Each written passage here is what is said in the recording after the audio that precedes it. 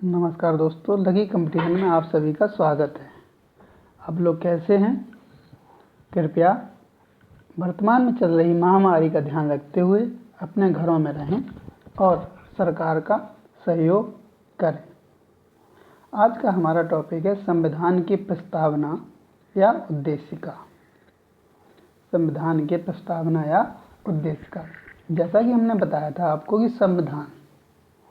संविधान क्या है? संविधान किसी देश के शासन, प्रशासन, व्यवस्था को चलाने की प्रक्रिया का एक दस्तावेज है। ओके दोस्तों, संविधान क्या है? किसी देश या राष्ट्र के शासन प्रशासन व्यवस्था को चलाने का एक दस्तावेज है। ठीक है।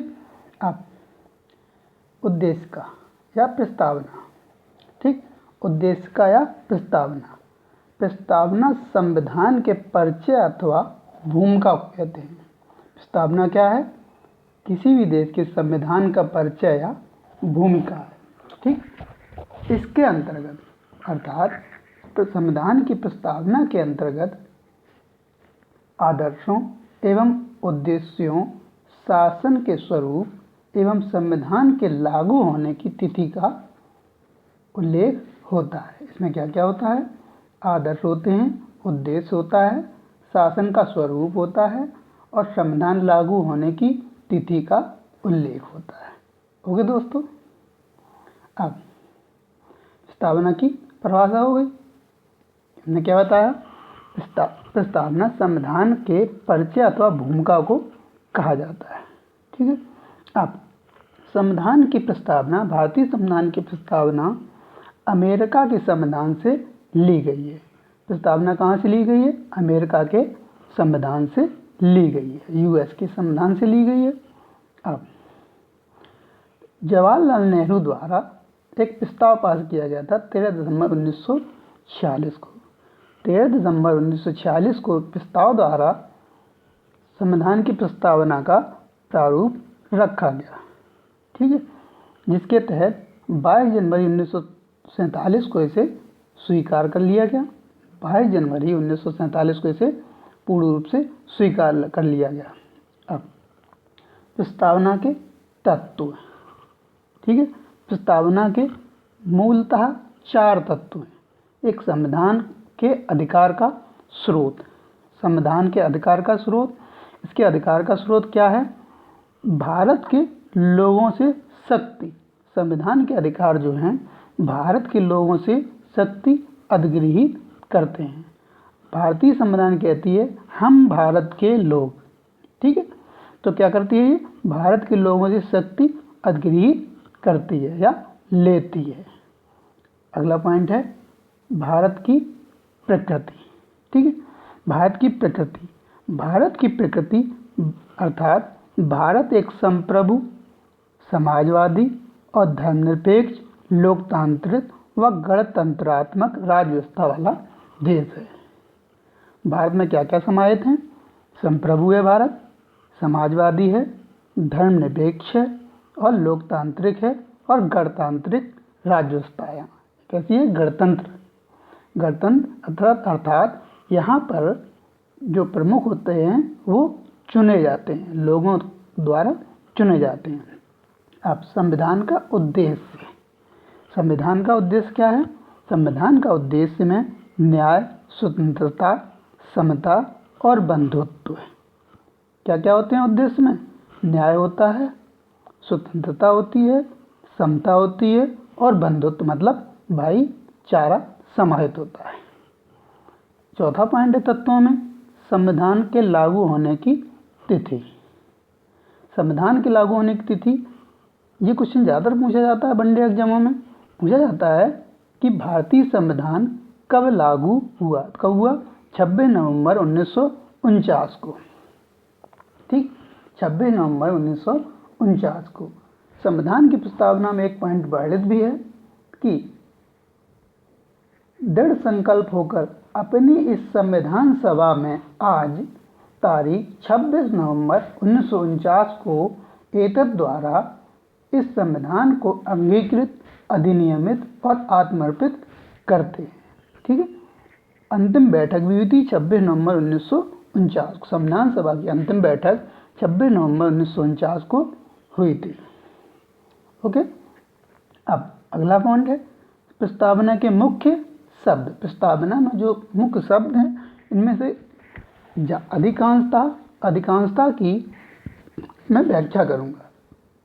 ठीक है, अब जनता व लोक प्रभुत्व। हमने पहले ही बताया कि भारतीय संविधान किसके द्वारा बनाया गया? जनता द्वारा। ठीक है, हम भारत के लोग, क्वेश्चन आता है कि भारतीय संविधान किसके द्वारा उद्धृत किया गया, बनाया गया है। ठीक है, तो हमेशा जनता द्वारा। उसमें होता है जनता, राष्ट्रपति, प्रधानमंत्री, संसद। तो किसके द्वारा बनाया गया? जनता द्वारा। लोक प्रभुत्व, लोगों का इसमें प्रभुत्व होता है। किसका प्रभुत्व होता है? लोगों का इसमें प्रभुत्व होता है।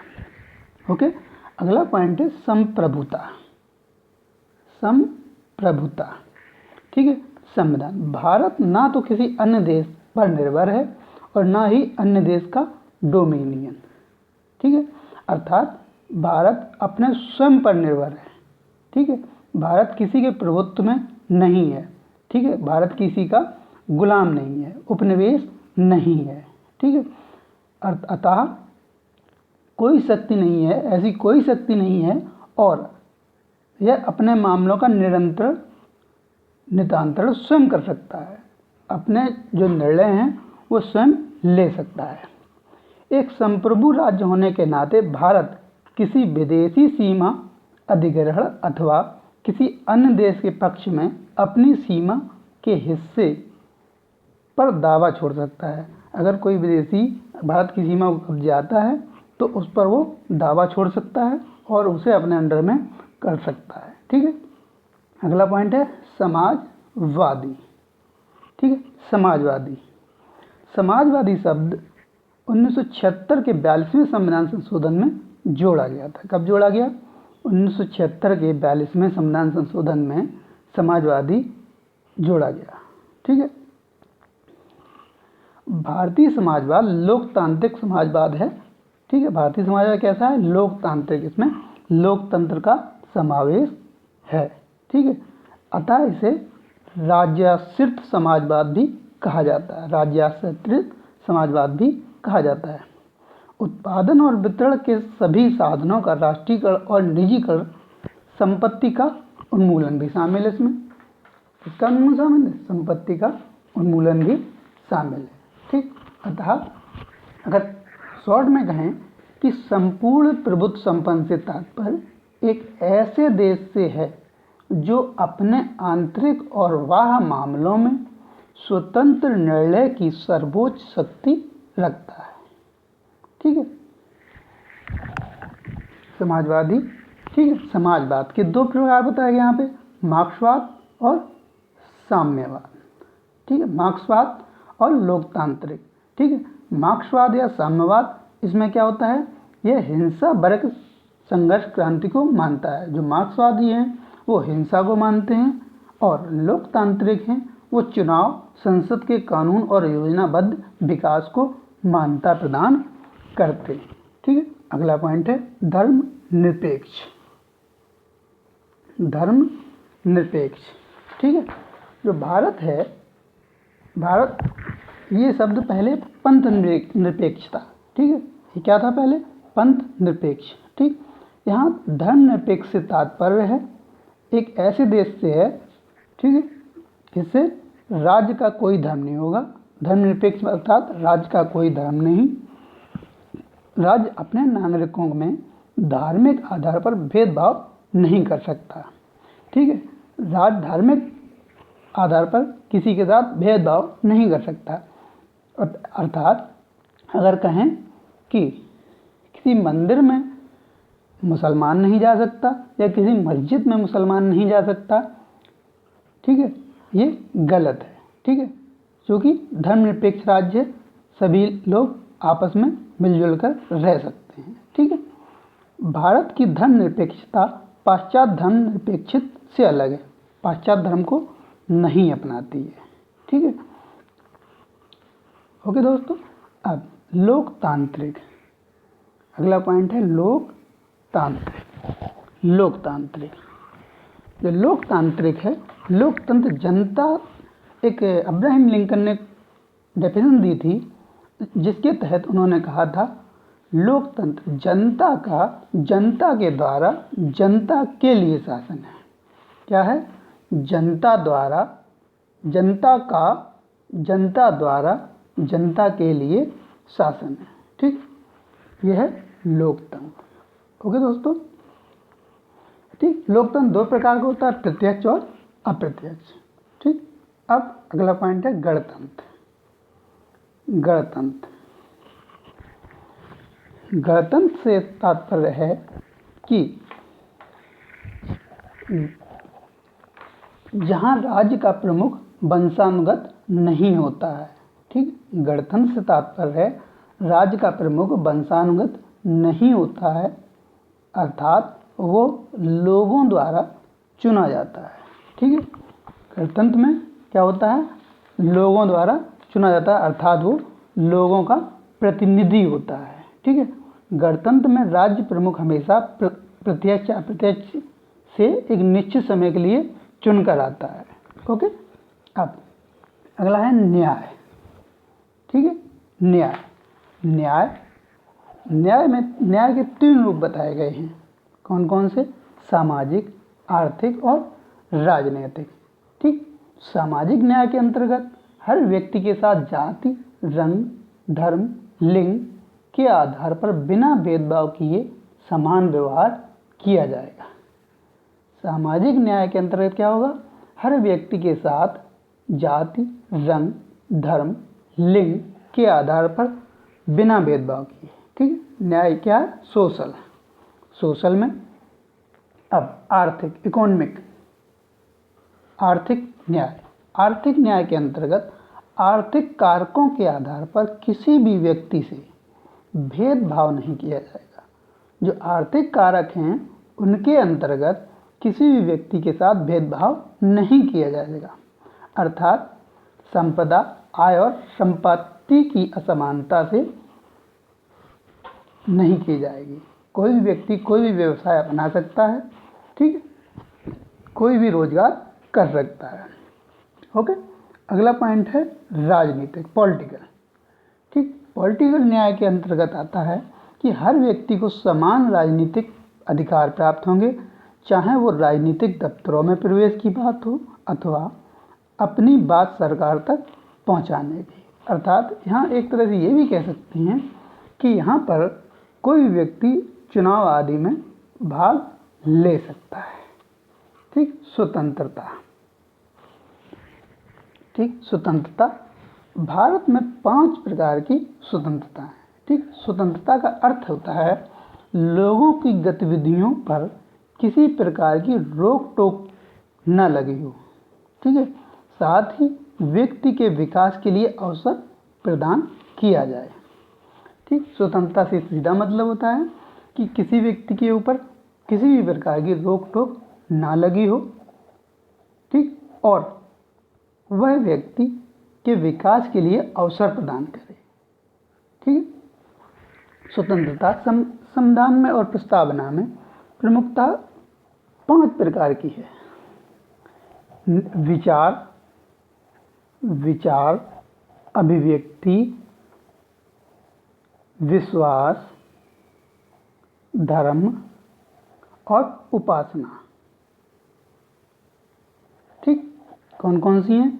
विचार, अभिव्यक्ति, विश्वास, धर्म और उपासना की स्वतंत्रता।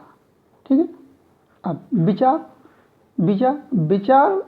विचार का मतलब होता है चिंतन करना, मनन करना, आंतरिक क्रिया करना। ठीक है, ये क्या है? विचार है। ठीक, अभिव्यक्ति, विचार को प्रकट करना। जो अभिव्यक्ति होती है वो क्या होती है? विचार को प्रकट करना। ठीक, लिखित या मौखिक या हाव किसी भी प्रकार से विचार को प्रकट किया जा सकता है। विश्वास, किसी भी राजनीतिक विचारधारा को स्वीकार करने की आज़ादी। ठीक, विश्वास क्या है? किसी भी राजनीतिक विचारधारा को स्वीकार करने की आज़ादी। ठीक, अगला पॉइंट है धर्म। धर्म ये स्वतंत्रता ही में है। इस धर्म जो होता है वो क्या है,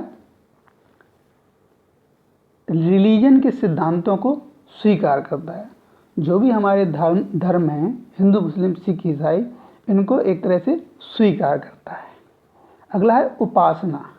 ठीक, धर्म का व्यवहारिक रूप है। उपासना जो है वो क्या है, धर्म का व्यवहारिक रूप है। ओके दोस्तों, अगला हमने स्वतंत्रता पढ़ चुके हैं। अब समता। समता अर्थात समता का तात्पर्य है सभी को समान रूप से रखना। ठीक, समता दो प्रकार से है, प्रतिष्ठा की समता और अवसर की समता। ठीक है, प्रतिष्ठा और अवसर। ठीक, प्रतिष्ठा और अवसर। प्रतिष्ठा की समता से तात्पर्य है समाज में सभी व्यक्तियों को धर्म, जाति, लिंग आदि के भेदभाव के बिना समाज में समान प्रतिष्ठा या हैसियत प्राप्त होगी और समाज में व्यक्ति के स्थान पर निर्धारण उसके गुण और योग्यता से होगा। ठीक है, ना कि उसके धर्म और जाति से। ठीक है, प्रतिष्ठा का तात्पर्य होगा सीधा सीधा कि किसी भी व्यक्ति के जो गुण और योग्यता है उसके अनुसार उसे चुना जाएगा। ठीक है, अवसर की समानता। अगला पॉइंट बोला था हमने, अवसर की समानता। अवसर की समानता का तात्पर्य है समाज में प्रत्येक व्यक्ति को विकसित होने के समान अवसर दिए जाएंगे। ठीक है, हमने पहले भी बताया कि सभी व्यक्तियों को कोई भी व्यापार या रोजगार करने की इजाज़त है, जो कि संविधान इजाज़त देता है।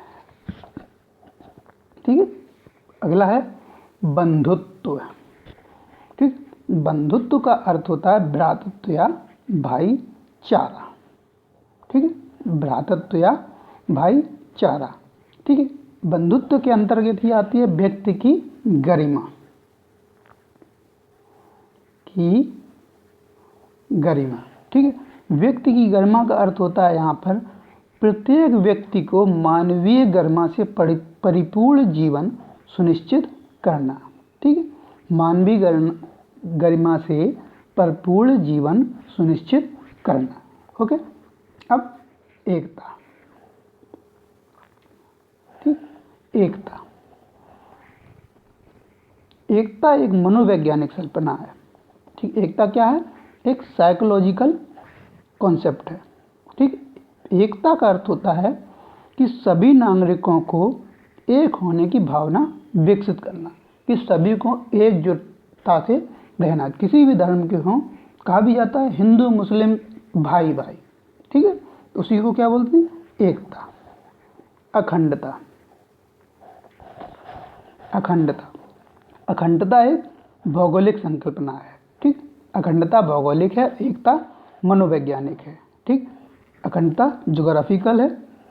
अखंडता से तात्पर्य है कि भारत का कोई भी क्षेत्र भारत से अलग नहीं हो सकता। ठीक है, भारत का कोई भी क्षेत्र भारत से अलग नहीं हो सकता। अगर हम चाहें कि भारत से जम्मू कश्मीर अलग कर दें, ठीक है, या तमिलनाडु अलग कर दें या यूपी अलग कर दें, ऐसा हम नहीं कर सकते हैं। ओके, भक्ति की गरिमा हम बता ही चुके हैं। अब प्रस्तावना के महत्व। ठीक है, प्रस्तावना के महत्वों पर भी प्रकाश डाला गया है। ठीक है, प्रस्तावना के महत्व के बारे में विभिन्न लोगों के भिन्न मत हैं। ठीक है, जैसे कृष्णस्वामी अय्यर ने, सर अल्लादी कृष्णस्वामी अय्यर ने अपने शब्दों में संविधान की प्रस्तावना के बारे में कहा है कि संविधान की प्रस्तावना हमारे दीर्घकालिक सपनों का विचार है। क्या है, संविधान की प्रस्तावना जो है वह हमारे दीर्घकालिक सपनों का एक विचार है। ठीक है, ये क्वेश्चन आता है कि निम्न में से दीर्घकालिक सपनों का विचार संविधान की प्रस्तावना को किसने कहा? कृष्णस्वामी अय्यर ने। वहीं पर के.एम. मुंशी पीछे नहीं रहे, इन्होंने भी बोल दिया कि प्रस्तावना हमारी संप्रभु लोकतांत्रिक गणराज्य का भविष्य फल है। ठीक है, किसने कहा? के.एम. मुंशी ने कहा कि जो प्रस्तावना है हमारी संप्रभु लोकतांत्रिक गणराज्य का क्या है? ये भविष्य फल है। ठीक, ठाकुरदास भार्गव के अनुसार ठाकुरदास भार्गव ने प्रस्तावना को सबसे सम्मानित भाग कहा। क्या कहा? सबसे सम्मानित भाग है। ठीक है, ठाकुरदास भार्गव ने ही कहा है कि ये संविधान की आत्मा है। क्या है? संविधान की आत्मा है, संविधान की कुंजी है और संविधान का आभूषण। ठीक है, अर्थात अगर कहें डेफिनेशन टाइम में कि ठाकुरदास भार्गव के अनुसार प्रस्तावना संविधान का सबसे सम्मानित भाग है, यह संविधान की आत्मा है, यह संविधान की कुंजी है, संविधान का आभूषण है, यह एक उचित स्थान है जहां से कोई भी संविधान का मूल्यांकन कर सकता है। ठीक है, सही बात है कि किसी भी देश की प्रस्तावना से उसके संविधान का मूल्यांकन किया जा सकता है। अर्नेस्ट बार्कर ने इसे कुंजी नोट कहा। क्या कहा? ये एक कुंजी नोट है। ठीक है, संविधान की प्रस्तावना एक कुंजी नोट है। ठीक है, अब यहाँ पे एक पॉइंट और है कि 42वें संविधान संशोधन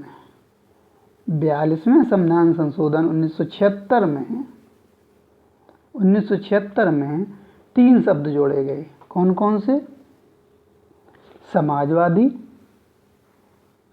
समाजवादी, पंथनिरपेक्ष और अखंडता, इनको इसमें जोड़ा गया। ओके दोस्तों, अब एक विवादित मुद्दा भी रहता है प्रस्तावना के ऊपर कि प्रस्तावना संविधान का अंग है या नहीं। ठीक है, प्रस्तावना संविधान का अंग है या नहीं। ठीक, या प्रस्तावना संशोधनीय है या नहीं। ठीक, प्रस्तावना संशोधनीय है या नहीं। इसमें सबसे पहले बेरूबरी विवाद हुआ। बेरूबरी विवाद 1960 में हुआ। इसमें प्रस्तावना को संविधान का अंग नहीं माना। बेरूबरी ने इसे अंग नहीं माना। ठीक है, अब उसके बाद आया केशवानंद भारती बनाम केरल राज्य। केशवानंद भारती बनाम केरल राज्य। ठीक है, केशवानंद के द्वारा प्रस्तावना को संविधान का अंग माना गया, लेकिन मूल ढांचे के सिद्धांत में संशोधन नहीं किया। इन्होंने कहा कि प्रस्तावना संविधान का अंग तो है, लेकिन इसके मूल ढांचे में संशोधन नहीं किया जा सकता। ठीक है, लास्ट पॉइंट आया कि मिनर्वा मिल्स बनाम भारत संघ। ठीक, मिनर्वा मिल्स ने प्रस्तावना को संविधान का अंग माना। ठीक है, अतः वर्तमान स्थिति के अनुसार प्रस्तावना संविधान का अंग है। प्रस्तावना क्या है? संविधान का अंग है। प्रस्तावना में संशोधन किया जा सकता है। अगर आ जाए प्रस्तावना संशोधन किया जा सकता है कि नहीं, तो किया जा सकता है। ठीक है, प्रस्तावना के जिन हिस्सों को न्यायालय के द्वारा संविधान का मूल ढांचा घोषित किया जाता है, उनमें संशोधन नहीं किया जा सकता। ठीक है, प्रस्तावना में संशोधन किया जा सकता है, लेकिन न्यायालय द्वारा जिस संविधान के जिस प्रस्तावना के जिस ढांचे को मूल ढांचा घोषित किया है, उसमें संशोधन नहीं किया जा सकता। ओके दोस्तों, हमारी वीडियो कैसी लगी कमेंट करें और लाइक करें, शेयर करें, सब्सक्राइब करना ना भूलें। धन्यवाद।